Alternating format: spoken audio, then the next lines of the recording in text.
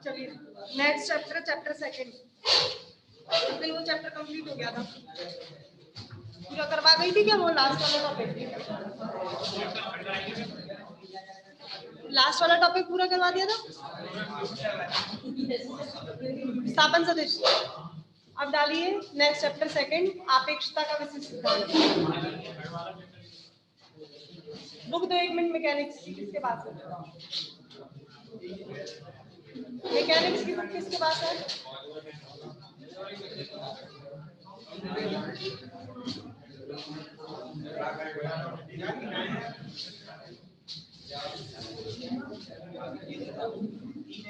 Second कर रहे हैं पहले, थर्ड बाद में करेंगे। सेकंड कर रहे हैं चैप्टर, आपेक्षता का विशिष्ट सिद्धांत।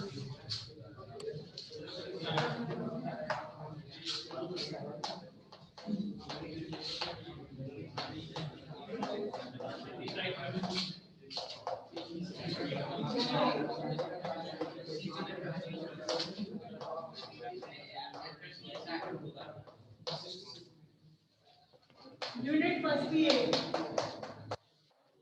फर्स्ट ही चल रही है। उसके अंदर सेपरेट चैप्टर नंबर सेकंड है, आपेक्षता का विशिष्ट सिद्धांत। थर्ड नहीं है, सेकंड है। थर्ड डलवाया उस पर, दिखाओ जरा सिलेबस।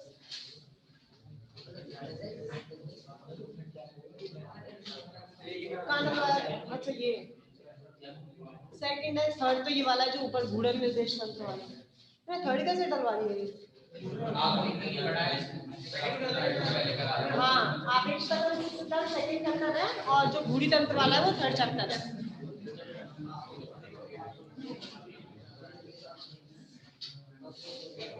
ये चैप्टर सेकंड है, यूनिट फर्स्ट का ही है। इसमें 3 चैप्टर पढ़ने हैं।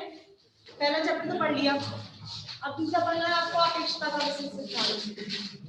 इसके अंदर 3-4 टॉपिक पढ़ने हैं, लॉरेंट्ज रूपांतरण, लंबाई संकुचन, काल विस्फारण, ये सब इसके अंदर पढ़ना है इस चैप्टर के अंदर। ठीक है। आपेक्षता के कितने सिद्धांत होते हैं? 2 सिद्धांत होते हैं। तो कौन कौन से 2 सिद्धांत हैं? ये वाला चैप्टर इन्हीं 2 सिद्धांतों के ऊपर पूरा चैप्टर है, आपेक्षता के सिद्धांतों के ऊपर। आपेक्षता के विशिष्ट सिद्धांत 2 होते हैं। पहला सिद्धांत क्या होता है, जो आपने वो पढ़ा था अभी, निश्चलता का नियम। निश्चलता का नियम ही आपेक्षता का पहला सिद्धांत है। क्या था निश्चलता का नियम? भौतिक राशियों का, किसी भी कण की भौतिक राशि का मान सभी निर्देश तंत्रों के अंदर समान रहता है, निश्चल रहता है। यही आपका आपेक्षता का विशिष्ट सिद्धांत का पहला सिद्धांत है। दूसरा सिद्धांत है कि प्रकाश का वेग, किसी भी निर्देश तंत्र के अंदर ले लो, प्रकाश का वेग क्या रहेगा? हमेशा नियत रहेगा। बाकी मतलब जितने भी निर्देश तंत्रों के वेग हैं उनसे ज्यादा आपको प्रकाश के वेग का मान मिलेगा। प्रकाश का वेग सभी वेगों से क्या रहता है? अधिकतम रहता है। और प्रकाश का वेग का मान किसी भी निर्देश तंत्र के अंदर ले लीजिए, क्या रहता है? निश्चित रहता है। वो तो प्रकाश का वेग का मान तो फिक्स है, कितना होता है? 3 × 10⁸ मीटर पर सेकंड, यही होता है। प्रकाश का वेग का मान सभी निर्देश तंत्रों के अंदर समान रहता है और सभी निर्देश तंत्र प्रकाश के वेग से गति करते हैं। अगर आप गति करवाना है निर्देश तंत्र को, आपने मान लिया किसी निर्देश तंत्र को भी वेग से गति करवाया, उसका मान 3 मीटर पर सेकंड हो गया, इतने से वेग गति करवा रहे हो। किसी भी वेग से गति करवाइए, जो प्रकाश का वेग होगा उसका मान सभी निर्देश तंत्रों के वेगों से हमेशा क्या मिलेगा? आपको ज्यादा मिलेगा। ये आपका आपेक्षता का दूसरा सिद्धांत है। समझ में आया? पहला सिद्धांत सभी निर्देश तंत्रों के अंदर भौतिक राशि का मान समान रहता है, निश्चलता के नियम का पालन करता है। दूसरा सिद्धांत प्रकाश के वेग जो होता है वो सभी निर्देश तंत्रों के अंदर समान रहता है तथा सभी निर्देश तंत्रों के वेग से प्रकाश के वेग का मान हमेशा अधिकतम प्राप्त होता है। ये आपका अपेक्षता का दूसरा सिद्धांत है। आ गया समझ में? इसके बाद आपका टॉपिक मेन तो ये 2 सिद्धांत ही पढ़ने, फिर आपका मैंने पहला टॉपिक डलवाया था लॉरेंस रूपांतरण। उसके अंदर तो गैलीलियन पढ़ना था, इसके अंदर लॉरेंस पढ़ना था। गैलीलियन और लॉरेंस, पहले ये दोनों लिखो, बाद में लॉरेंस सिद्धांत के बारे में समझाऊंगी। टॉपिक डालिए अपेक्षता का विशिष्ट सिद्धांत।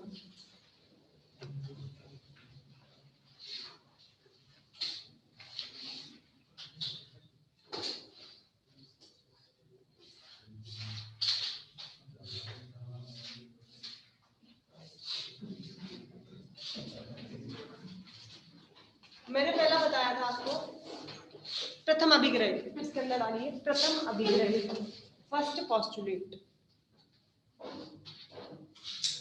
फर्स्ट पोस्टुलेट, प्रथम अभिग्रहित।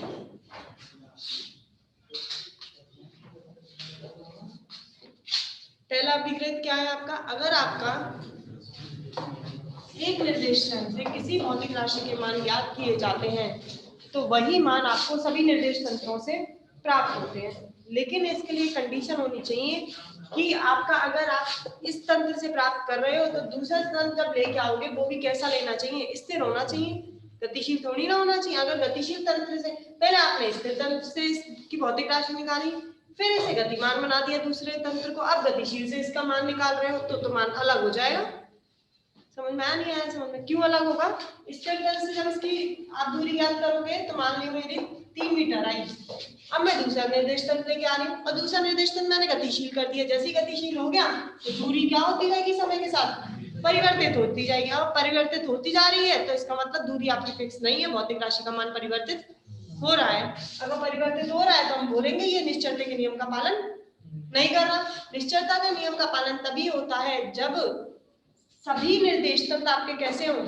स्थिर हो, या तो स्थिर हो या समान वेग से गतिशील हो, ये वाला निर्देश तंत्र। इसके बाद जितने भी निर्देश तंत्र लाओ सभी समान वेग से गतिशील हो, तब भौतिक राशि का मान निश्चल मिलेगा, या सारे के सारे नियत हो तब भौतिक राशि का मान निश्चल मिलता है। आपका प्रथम अभिग्रहित यही बताता है कि निश्चलता के नियम का तभी पालन होता है या तो जब सारे आपके निर्देश तंत्र निश्चल रहते हैं, नियत रहते हैं, या फिर सभी समान वेग से गति करते हैं, तब आपका प्रथम अभिग्रहित होता है। लिखो इसके अंदर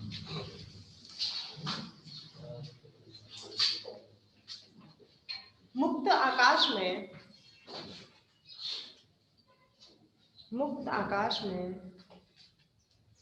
घटित भौतिक घटनाओं के सभी नियम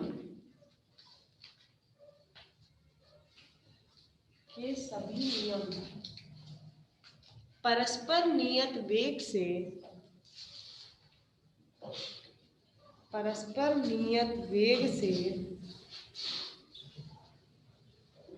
गतिशील सभी निर्देश तंत्रों में समान होते हैं।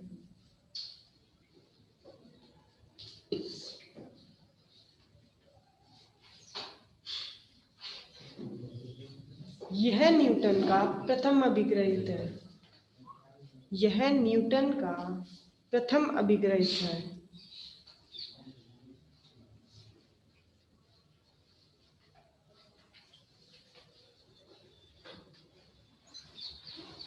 इस अभिग्रहित को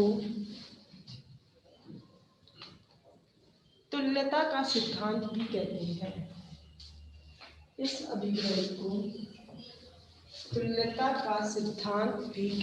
हैं।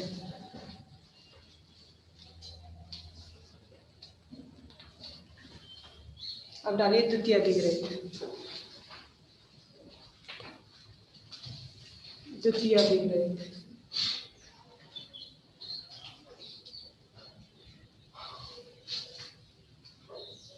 इस अभिग्रहित के अनुसार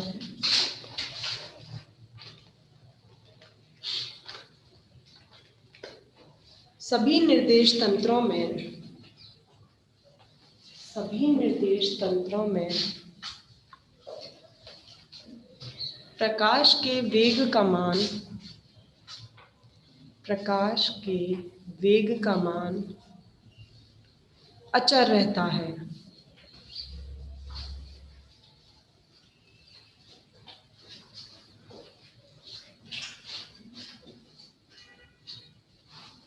प्रकाश का वेग एक नियतांक है। प्रकाश का वेग एक नियतांक है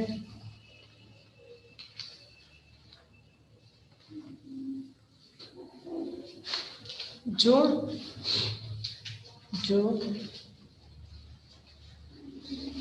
ना तो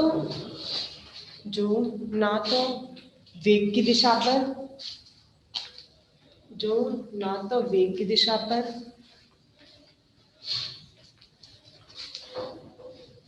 और ना ही प्रेक्षक की गति पर निर्भर करता है।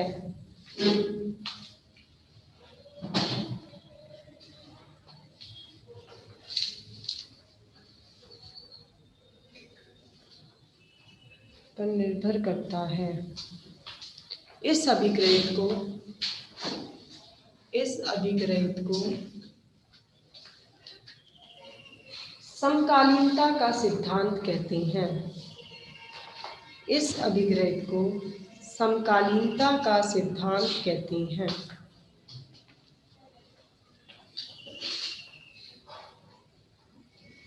खत्म। अब डालिए लॉरेंस रूपांतरण। लॉरेंस रूपांतरण ये बहुत इंपॉर्टेंट है पेपर में। इस चैप्टर में से मोस्टली इस यूनिट में से मोस्टली क्वेश्चन आपको इस चैप्टर के मिलते हैं। सबसे छोटा चैप्टर है लेकिन क्वेश्चन भी इसी में से आते हैं। इसे मात्र 3 या 4 टॉपिक है। लॉरेंस रूपांतरण, लंबाई संकुचन और काल विस्फारण। इन तीनों में से आपको एक टॉपिक जरूर मिलता है पेपर के अंदर और ये चैप्टर सबसे इंपॉर्टेंट चैप्टर है तीनों चैप्टरों में से। इस पहले वाले में से मोस्टली गैलीलियन रूपांतरण पूछता है या आपसे वो पूछे जाते हैं निश्चलता के नियम। 2 पढ़े थे, संवेग और वो वाले। फर्स्ट चैप्टर में से मोस्टली वो पूछे जाते हैं। सेकंड में से जो मैं अभी तीनों करवाऊंगी, तीनों ही बहुत इंपॉर्टेंट है। लॉरेंस, लंबाई प्रवाह और लंबाई का संकुचन और काल का विस्फारण, ये तीनों टॉपिक, ये 3 ही टॉपिक है और तीनों टॉपिक ही पूछे जाते हैं मोस्टली। नेक्स्ट चैप्टर थर्ड में पहुंचेंगे तब बताऊंगी। चलो अब डालिए लॉरेंस रूपांतरण। होता क्या लॉरेंस?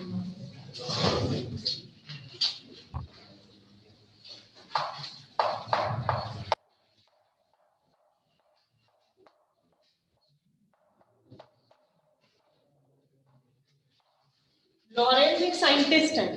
नाम सुना है कभी इनका? सुना है लॉरेंस का नाम? लॉरेंस बल पढ़ा है। हाँ बल पढ़ा है लॉरेंस। लॉरेंस बल भी साइंटिस्ट के नाम पे दिया गया था, लॉरेंस के नाम पे। लॉरेंस वो साइंटिस्ट थे। ऐसे गैलीलियन पढ़ाया था मैंने अभी, गैलीलियन रूपांतरण। गैलीलियो नाम सुना होगा, गैलीलियो साइंटिस्ट थे, उन्होंने वो रूपांतरण दिया था। लॉरेंस ये साइंटिस्ट थे, उन्होंने ये रूपांतरण दिया। दोनों ने सेम काम दिया था। डिफरेंस ये था इन्होंने गैलीलियन रूपांतरण के अंदर करेक्शन किया था। मतलब ये किस सिद्धांत पे काम करते हैं? गैलीलियन के सिद्धांत पर। जो गैलीलियन ने बताया था वही इन्होंने बताया, लेकिन गैलीलियन के जब वो एक्सपेरिमेंट कर रहे थे कुछ कमी रह गई थी, उस कमी को सुधारा किन्होंने था? लॉरेंस ने। इसलिए गैलीलियन सिद्धांत का जो नाम था वो इनके नाम पे आ गया कि किसका सिद्धांत है? लॉरेंस का। सारे काम उन्हीं के थे गैलीलियन के। इन्होंने करेक्शन करके कुछ करेक्शन कर दिया, इस वजह से इन्होंने अपना अलग से दे दिया, ये मेरा है, इसको अपना नाम दे देते। मैंने सारी गैलीलियन की थी, प्रॉफिट ये ले गए थे लॉरेंस। क्या था लॉरेंस के अंदर? गैलीलियन ने 2 निर्देश तंत्र लिए थे, यही एस और एस डैश निर्देश तंत्र लिए थे। फिर उनका रूपांतरण करवाया था एस तंत्र को एस डैश तंत्र। हमने वो निकाली थी कितनी सदैश आर एच बराबर आर माइनस वी टी, और वेग का निकला था वी डैश वी डैश बराबर वी माइनस वी टी, और त्वरण बराबर निकले थे। यही थे गैलीलियन के रूपांतरण समीकरण। इन्होंने 2 निर्देश तंत्र के अंदर बताया था, एक एस लिया था और एक एस डैश लिया था। 2 निर्देश तंत्र लिए थे। दोनों कैसे निर्देश तंत्र लिए थे? स्थिर ही लिए थे। एक के ऊपर एक संपाती थे, घुमाया था इन्होंने, तो घुमा के, और कण को कैसा रखा था इन्होंने? स्थिर रखा था। अब आए लॉरेंस। लॉरेंस ने क्या किया, वही दो निर्देश तंत्र, एस तंत्र और एस डैश तंत्र। उन्होंने क्या करा, जो दूसरा तंत्र था एस डैश तंत्र, उसको प्रकाश के वेग से गतिशील करवाया। कैसे प्रकाश के वेग से गतिशील करवाया, उन्होंने क्या करा, दो तंत्र लिए, एक एक्स वाई जेड, इनका मूल बिंदु क्या था, सेम पहले दोनों कंडीशन है संपाती होते हैं, यही वाई डैश था और यही जेड डैश था। गैलीलियो ने तो एक को स्थिर रख के v वेग से उसको घुमा दिया था थीटा कोण का। कब तक घुमाया था, जब तक जेड अक्ष संपाती नहीं हो जाती, यही करा था इन्होंने। अब इन्होंने क्या किया, लॉरेंस ने, इन्होंने भी एक को स्थिर रखा, स्थिर रखकर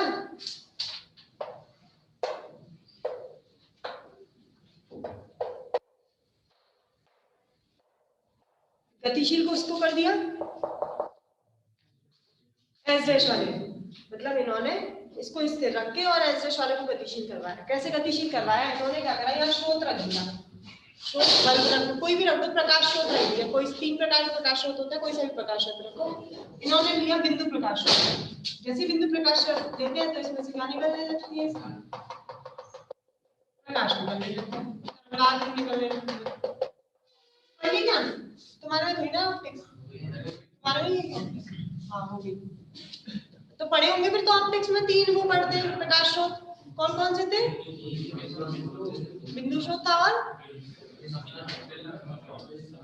बिंदु स्रोत, तरंगाग्र कैसे बनती है बिंदु स्रोत से, बोलिए। दूसरा कौन सा पढ़ा, वो कैसी बनाती है, और तीसरा वो कैसे बनाती है,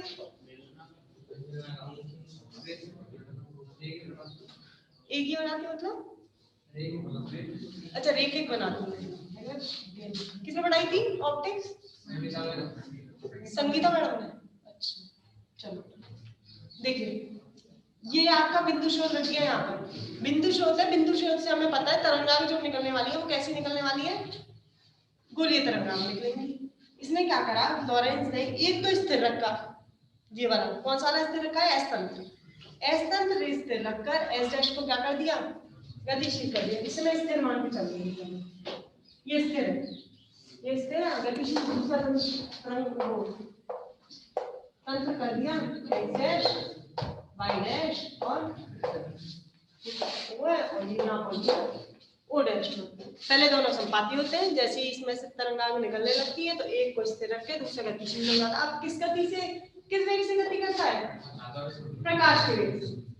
ये जो करता है तंत्र गति, वो हमारा प्रकाश के वेग से गति करने लगता है। अब मुझे क्या करना है, फिर दोबारा से कोई कण है P, इसके निर्देशांक निकालने हैं। जब इसमें वेग उत्पन्न हो गया तब पहले तो समय क्या था यहाँ पर 0, प्रारंभ में t डैश 0 रहता है। जैसे ही गतिशील हो जाता है तो इसमें समय चालू हो जाता है, काउंट होने चालू हो गया, 1 सेकंड में यहाँ पहुंच गया, 2 में, 3 में, 4 में, 5 में गतिशील होता जाता है। जब आपने गैलीलियन पढ़ा था तब निर्देशांक जो माने थे वो एक और दो तंत्र से माने थे। इस निर्देश तंत्र से आए थे एक्स वाई जेड और दूसरे से आए थे एक्स डैश वाई डैश और जेड डैश। लेकिन जब समय निर्देशांक के रूप में काउंट नहीं किया तब हमने समय को चौथा निर्देशांक नहीं माना था। लेकिन लॉरेंस ने यही करेक्शन किया, उन्होंने बोला जब किसी भी तंत्र के अंदर वेग उत्पन्न हो जाता है तब उस कण के 3 निर्देशांक ना होके कितने निर्देशांक बन जाते हैं, 4, और चौथा निर्देशांक इन्होंने कौन सा काउंट किया, टी डैश।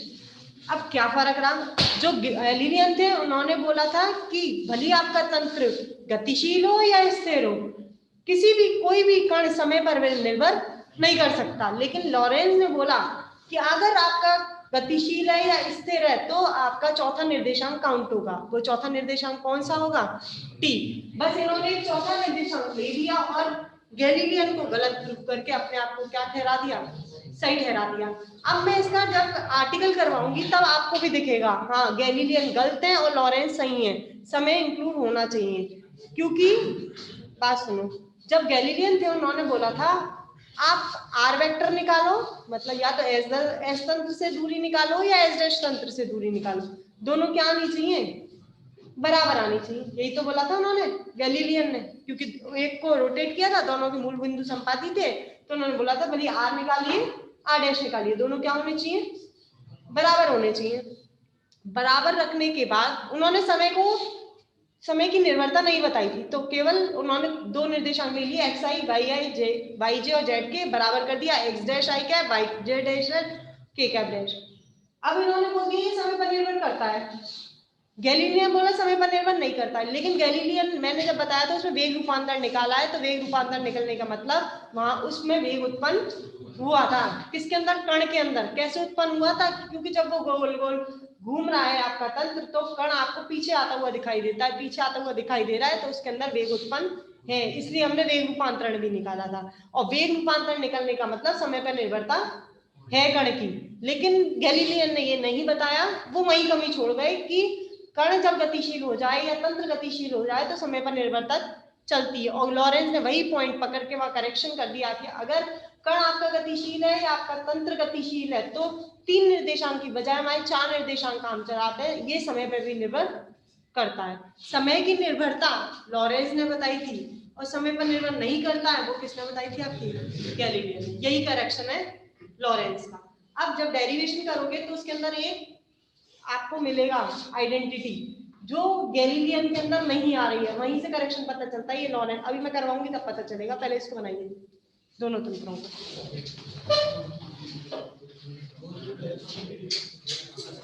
अच्छा मुझे दूरी और बता दो एक मिनट, तो इस तंत्र से इस कण की दूरी और इस तंत्र से इस कण की दूरी, तो यार दूरी, दूरी क्या होता है, वेग इनटू समय, है ना। वेग हम प्रकाश का वेग ले रहे हैं और समय ले रहे हैं इसके लिए t, यहाँ से वेग प्रकाश का वेग सभी निर्देश तंत्रों क्या अंतर रहता है, निश्चर, तो इसके लिए भी क्या रहेगा c, और समय क्या रहेगा इसके लिए।